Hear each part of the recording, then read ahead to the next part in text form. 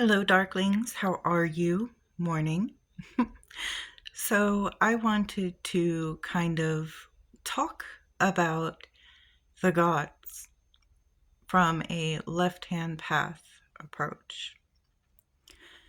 I have seen comments that I've gotten and deleted because I completely disagree with the opinion that if you're doing deity work, then it's more of a fluffier approach to the left hand path practice or ideals or concepts, because I completely disagree that these gods that we work with and approach using the currents or darker aspects or frequencies, energies, whatever you want to call it, of these spirits cannot be dark.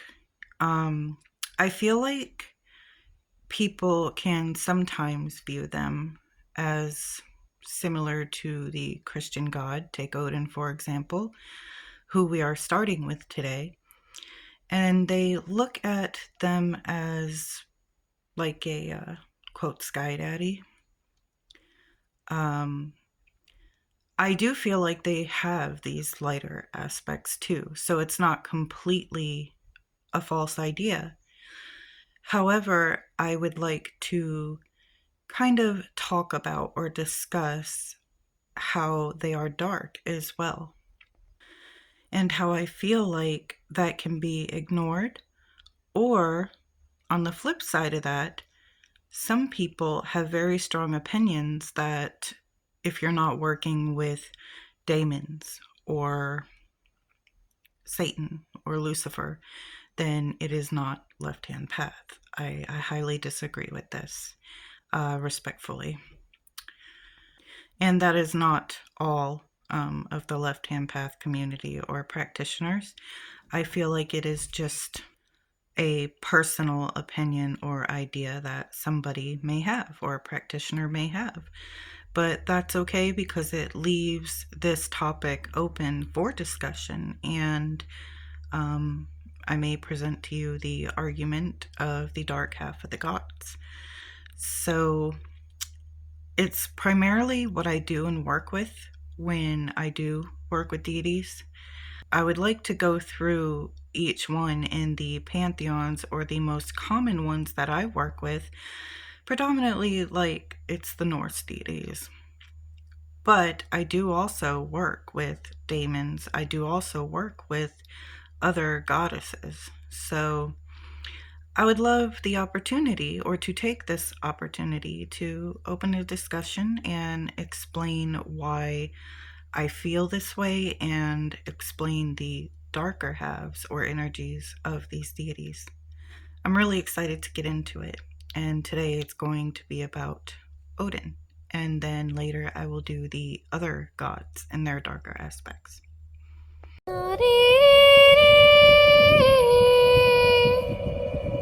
So my work and idea is approaching it with a lot of Carl Jung or Jungian concepts.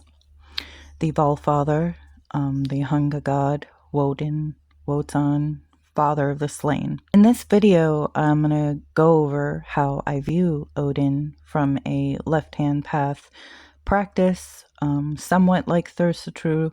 That would be the closest label I could think of in terms of what I practice. However, it isn't all cut and dry either. Odin is known by many names all over the world. It is said that he's known by over 200 names and can take many forms. Commonly, he is known to appear as an old wanderer with a wide-brimmed hat and a staff, with his ravens nearby. As talked about, though, he can take the forms of animals as well. He has 3 high forms, parts of himself, like a trinity, though it's all one. So it's like a consciousness of these 3 high forms that manifest into the 3. Many are aware of, like, the Catholic Trinity, the Egyptian Trinity, but there is a Norse Trinity as well. Starting with Odin and his brothers, Vili and Ve, In other sources, they have different names, but I choose to go with Vili and Ve. So these are thought to be the three high forms of Odin, commonly depicted as his brothers, all variations of him, and there are many associates to this in other cultures, Trinity speaking. So I feel like it can be symbolic for Odin being aware of the different aspects of consciousness and his self, his will. Odin created the world or reality, and he built it from slaying his father, symbolizing how we build from our ancestors, our lineage, our bloodlines. The three aspects of Odin: it gave man breath, it gave man our consciousness, and it gave man our movement in our body. The creation of the world, the three core abilities of man, is our soul, our concept of self, and our concepts of the material world. All of those abilities make us and connect us to spirits, the dimension we're in, and to the other dimensions. This implies Odin is a god of not only creation but destruction. Out of destruction, birthed creation, and born of chaos and polarization. So Odin connects and balances both. The earth, made of his father's flesh, bones, teeth, and blood, the sky from his brains and skull. It symbolizes that he took from a source and created our reality from it. From our reality, he took sparks of matter, particles that shot out of Muspel, and then in the firmament above and below in the heavens to illuminate the earth. Sounds quite familiar to other cultures or even religions and practices around the world. So we are being told this time and time again. So from chaos, he illuminated, and it's like alchemy in its highest, most rawest form. So if we were to break down this trinity as well, you could look at like Odin, Freya, and Loki, Odin, Frigg, and Loki. There's many ways you could do that, see it, or perceive that trinity, or even Odin, Vili, and Ve. There is a story where Odin had to balance his masculine and feminine energy to harmonize himself with that aspect of himself. And Loki could be representing his shadow self. It's interesting because in some sources, you go back, they like to sometimes say that Odin and Loki could have at one time been the same entity, both being tricksters, both being shapeshifters. Just one is one aspect of them, one face, and the other is the darker face. So I leave those type of ideas to each person to discern for themselves. And it almost reminds me too of the story of Shiva and Shakti. It's closely related in all cultures. You can kind of find very similar stories and symbols told over and over. So approaching this again through like Carl Jung's work, you can go to some stories and sources and see how Odin claims no responsibility for Loki's actions. None of the gods really do. They just kind of use him as a necessary evil, and he does all their dirty work. And you can interpret that as part of Odin or an aspect of himself that he has not integrated. So it is Odin's shadow. We're going to use this example going forward. So Loki's deeds usually bring about to the gods, or Odin specifically, those low vibrational feelings of fear, of shame, guilt.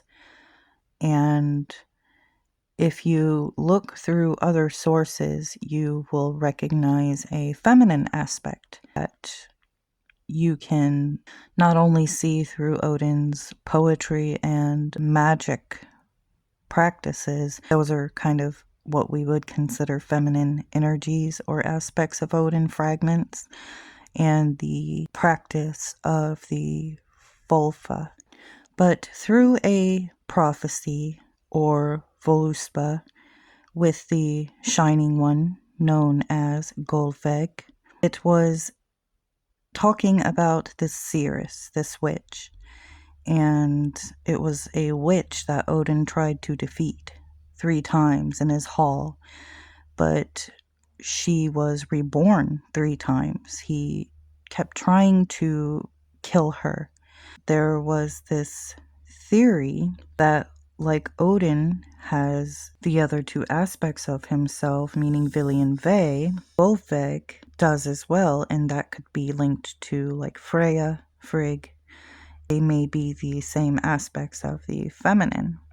The prophecy of Voluspa, you could take certain clues in there and perceive it as Odin needing to balance his feminine with his masculine. He tried to kill this part of himself, but he needs that, like Shakti and Shiva, that story.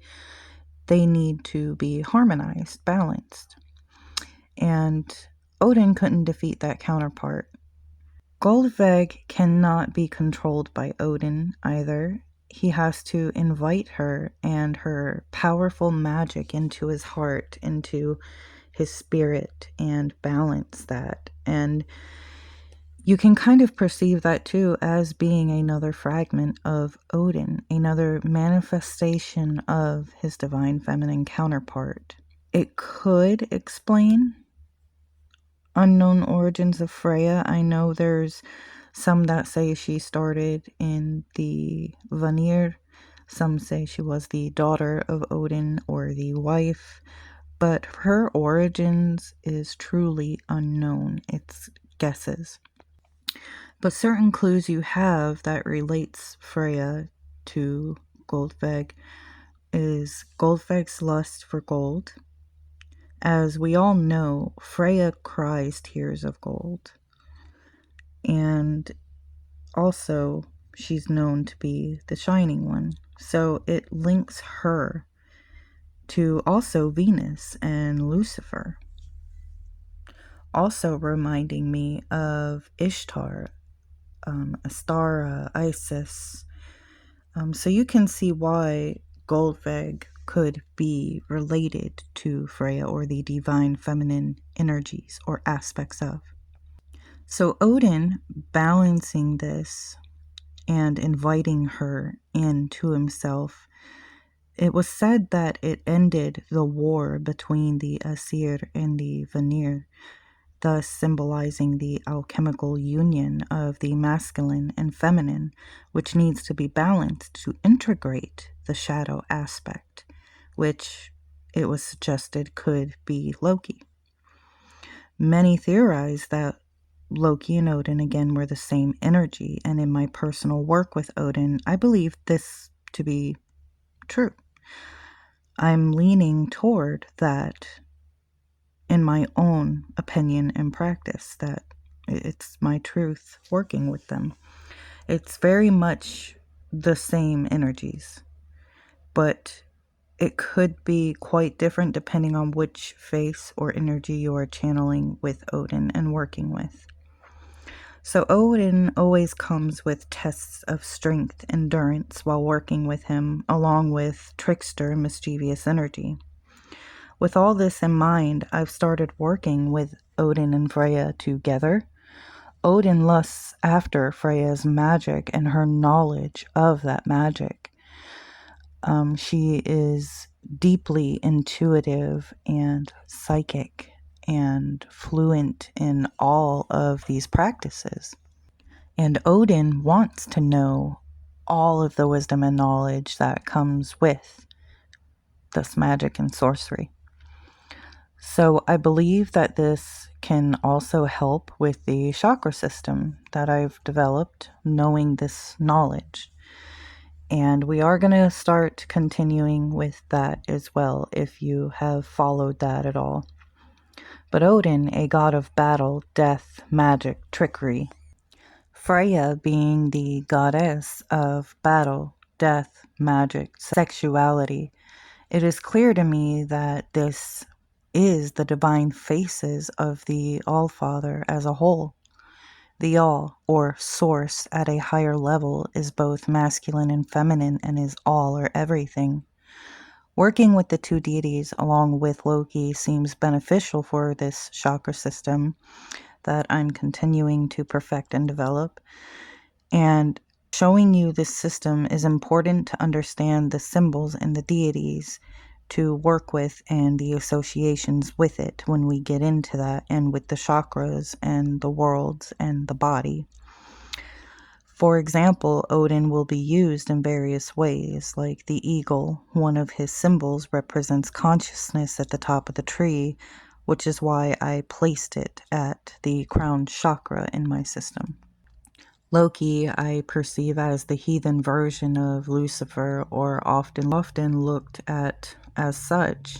I mentioned, coming from a jungian perspective, is the shadow archetype of Odin, and Freya being the divine counterpart of Odin. Thor would be the warrior archetype. And you can make the assumption, coming from this information, that Lucifer, Odin, is the ultimate energy we're working with here to achieve enlightenment. And that consciousness that we are trying to achieve working with the chakra system. But also on the left-hand path. So channeling all of this dark, mysterious, sensual energies and learning the symbology through these deities and their darkness, their battles, what they need to integrate, we can learn a lot from them. I argue that to do this work, you must face, you must see, and you must work with the darker currents of these gods. You must see the relations, you must feel the energies and work with them on a darker level, as well as the flip side, and balance and harmonize these things in order to integrate our work as a whole.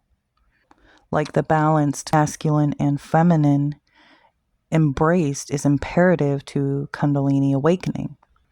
So as we awaken it and start this great working, the shadow will reveal itself in many ways, and it will make sure that this work is dark.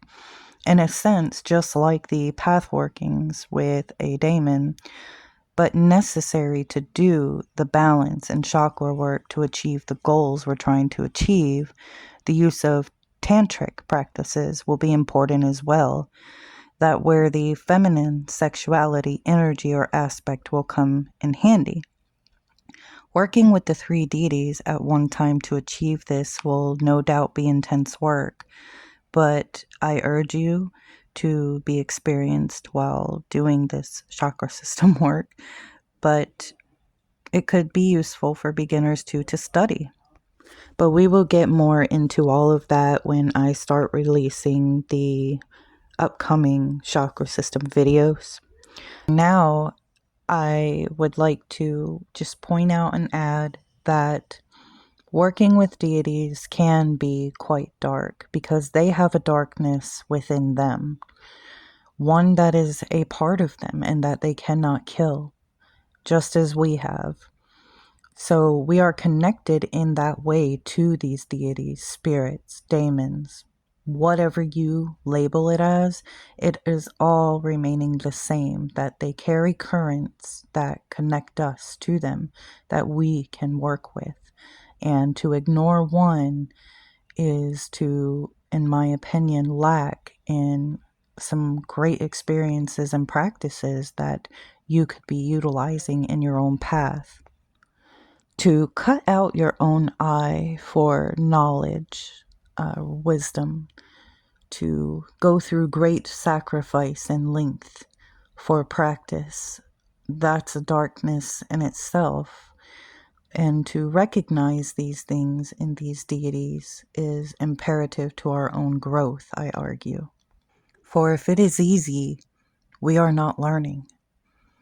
And that is my whole point in this entire topic.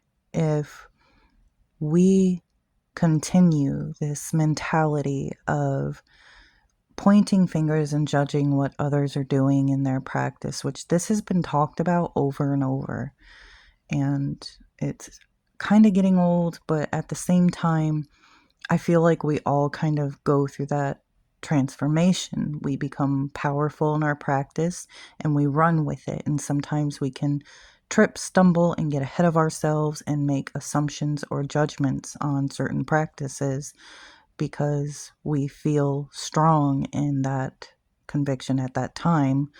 However, the further along you get on your path, you will learn that there is no right or wrong, really. It is only your path.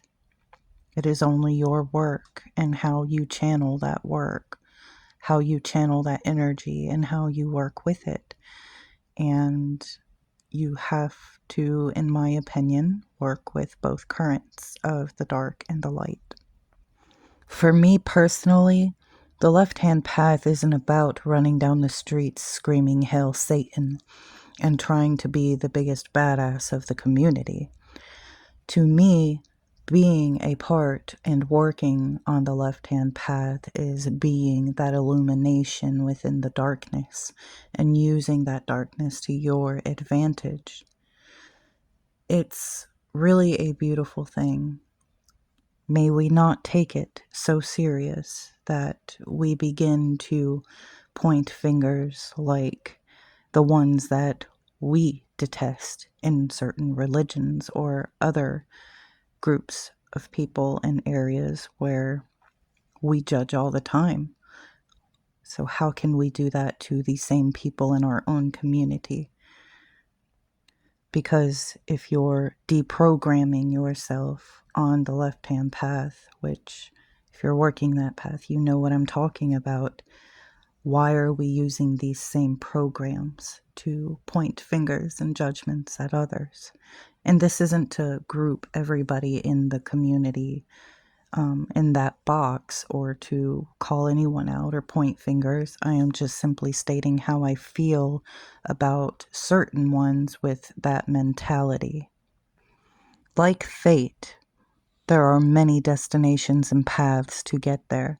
And the fact that we as individuals have something different technique-wise or practice-wise to offer the community is a wonderful thing, and we should embrace this. All that will matter ultimately on the left-hand path is achieving our godlike self and our consciousness that we are striving and for, that is our ultimate goal to reach. And ultimately, how we get there doesn't matter. How we practice doesn't truly matter. It's our results, in my opinion. So I choose not to play into this and to get so bothered by the little details that I might have urges to judge in others or how they work with things. It doesn't have to be so cut and dry because it isn't. And the more you practice and the further along you get, the more you will realize this. So I will continue to do my own thing, work with who and what I want to work with, and let that be it. Do what thou wilt. Well, I hope you somewhat enjoyed this. I would like to continue more with some other stories of these gods than their darkness or other concepts approaching it symbolically through Jung's work and how that could relate to us, could help us, and could relate to the chakra system coming up. Thank you guys so much for listening, and I am sending my love to you all.